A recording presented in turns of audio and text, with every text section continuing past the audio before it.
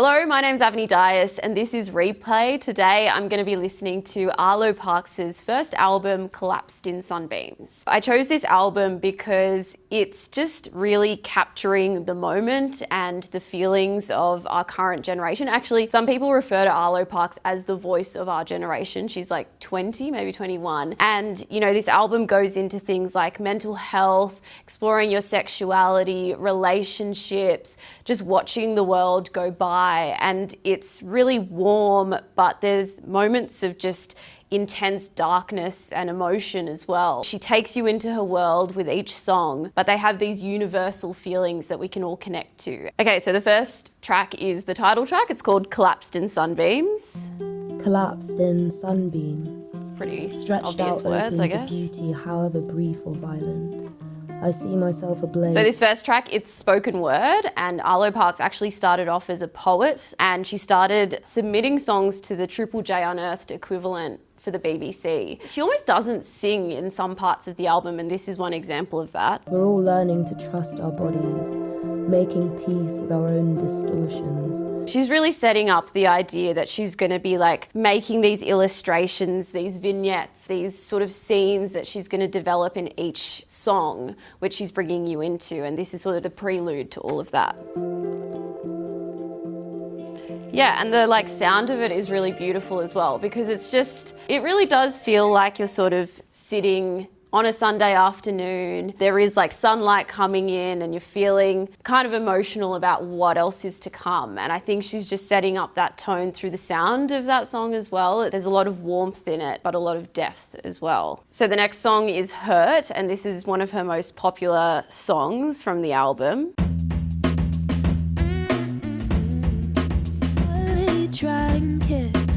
She does this really cool thing throughout the album where she brings you into these different worlds of different people, and she name drops a lot of people throughout the album as well. So this one's about Charlie, who presumably is her friend. I mean, she has said that it's kind of autobiographical and kind of nostalgic about her own life as well. And that bit is just like such good artistry, because it's like, oh, this is almost like a fun song, but she's actually speaking about this really quite deep, painful feeling that people are getting. It's like this contrast of how the song sounds, where it's just like warm, uplifting, and then it goes into this dark pain that people are feeling. And again, it's just so relevant to the time we're living in. You know, we're languishing, we're feeling like we're wasting time in this sort of half-life of the pandemic. People are hurting, people are struggling, but she's pulling them out of it. She's saying it won't hurt so much forever. Watching Twin Peaks on his world. So this bit is like another classic thing that Arlo Parks does. She puts in all these different cultural references throughout the album. So there's like Twin Peaks, and then she name drops like Tom York, Jaipur, like it all comes out through the album. And, you know, people do say she's the voice of a generation, and she's capturing the culture of a generation by sort of name dropping these people in really subtle ways that make you feel like, yeah, this is a real 2021 album. Won't hurt so much. I know you won't hurt so much. Won't hurt so much. Yeah, it's just such a nice song, and it's just such a big track from this album. You can almost like dance around to it a little bit, and it also just has a great message. You started your To be honest, like, I was afraid. I don't listen to this song that often on the album. Like, I like it, but I touched the bump on your wrist you were born with.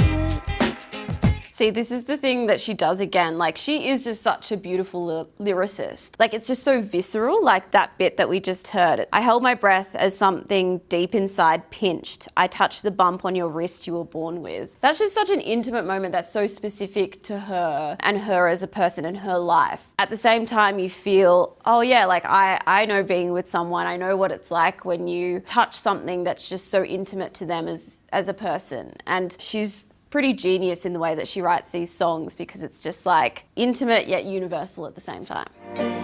So hard.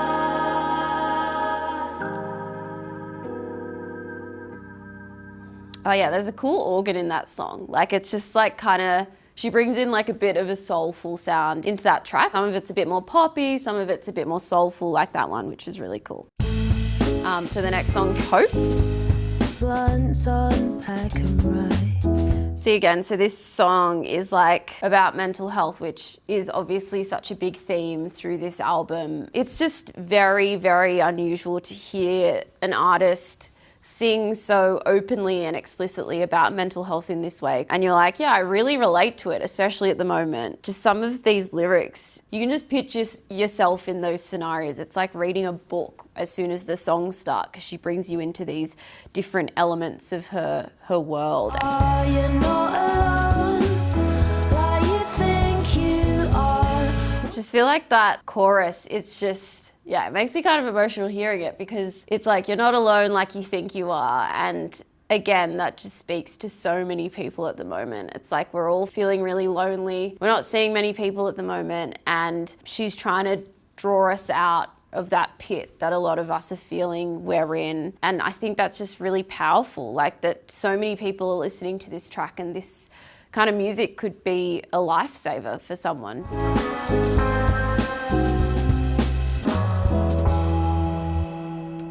So good. I love that song. Okay, this next track is one of my favorites as well, Caroline. Watched a fight between a Aussie couple escalate. So this is so funny because like this line, when I first heard it, it's like I was waiting for the bus one day, watched a fight between an artsy couple escalate.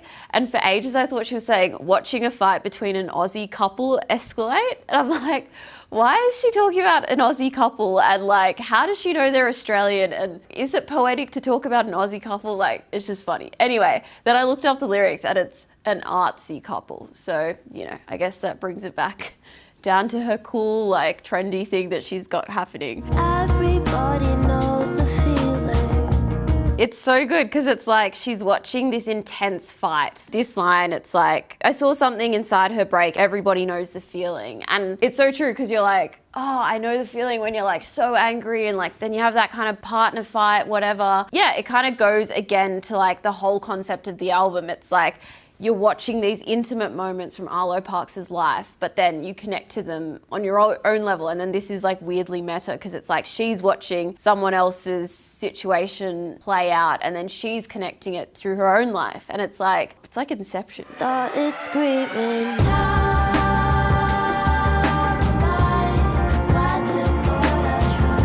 And that's just such a beautiful chorus. It's so minuscule, these moments that pass you by in life. And she's managed to capture it and make a song about this like inconsequential thing that happened to her at a bus stop.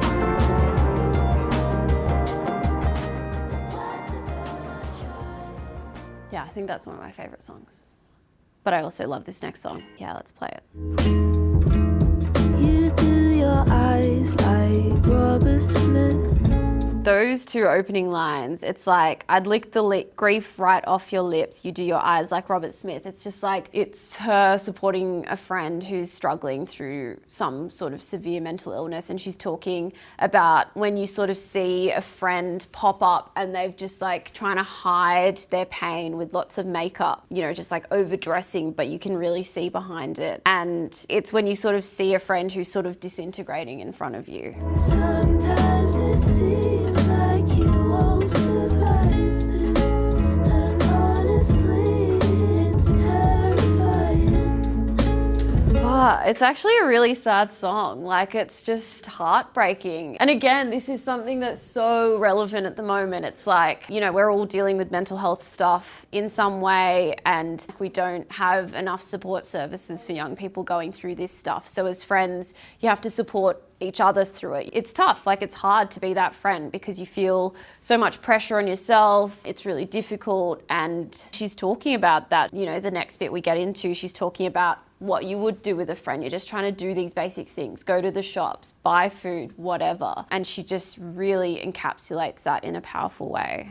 I would do anything to get you out your room, for no reason. That lyric there is just like It's my favorite lyric on the whole album. It's like, it's so cruel what your mind can do for no reason. And I'm like, it just sums up, you know, dealing with depression or anxiety or any mental health issue, because it's so true. Like, it is so cruel. There is no reason for why we feel this way or why one person feels it more than the other. And how often do you get anyone detailing that in just 9 words? Yeah, and I guess the song as well, it's again so poetic. It's called Black Dog, and she goes into it in the next bit, you know, that it is like a symbol for like mental health and like that black dog that's sort of in the background and waiting to come out.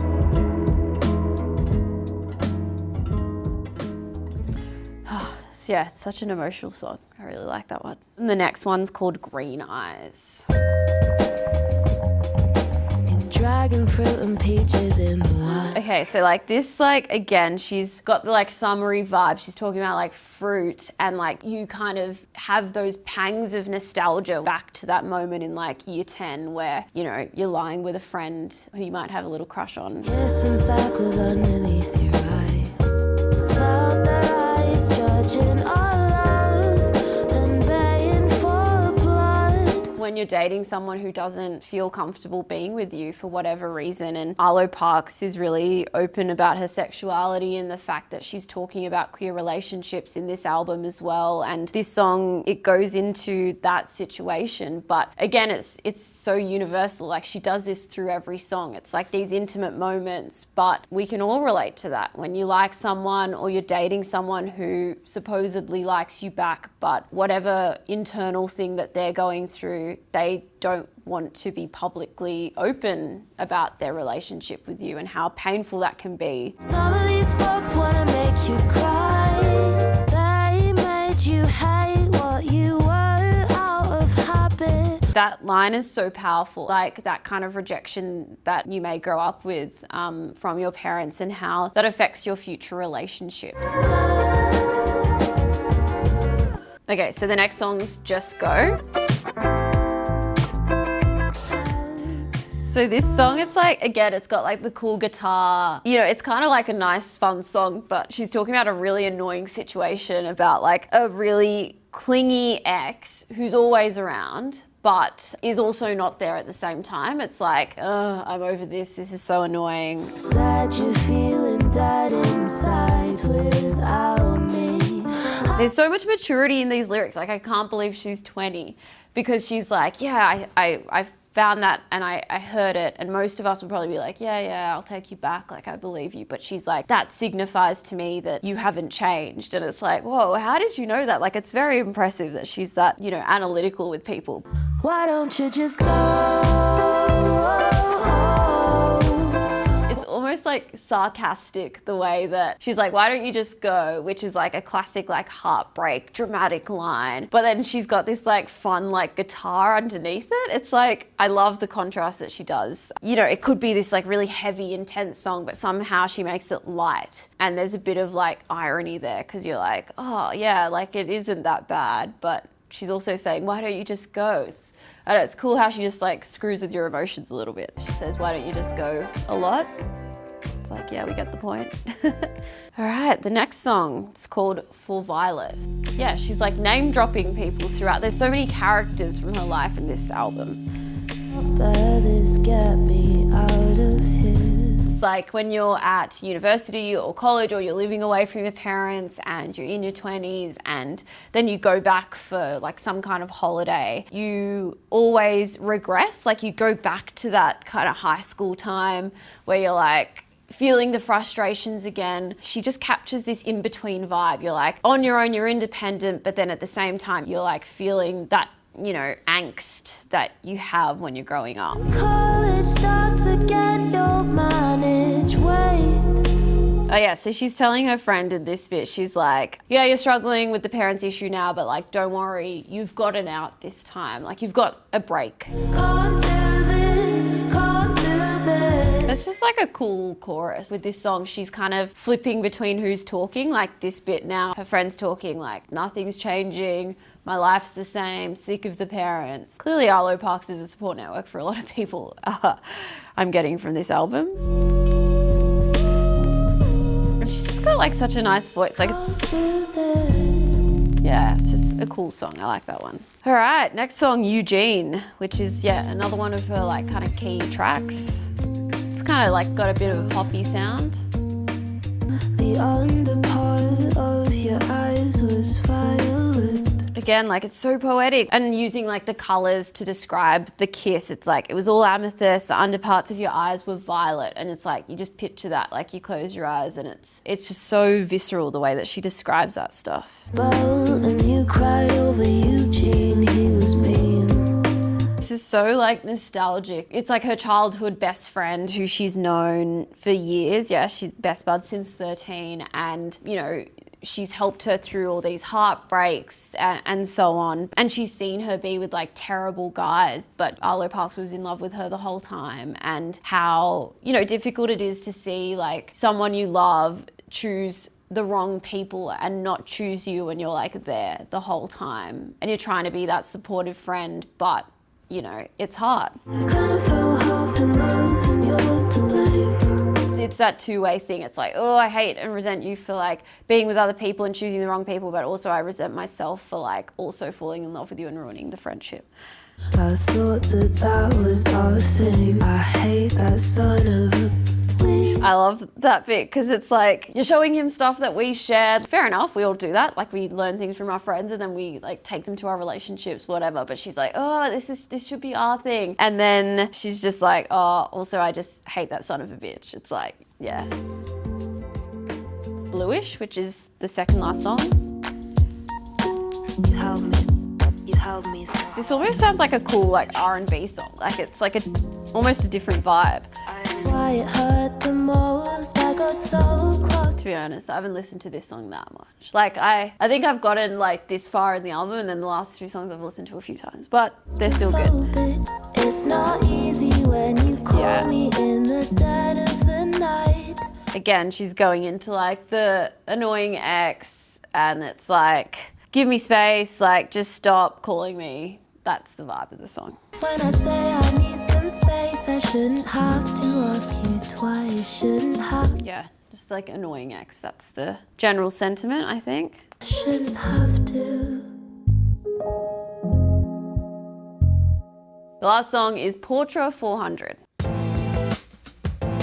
Something painful.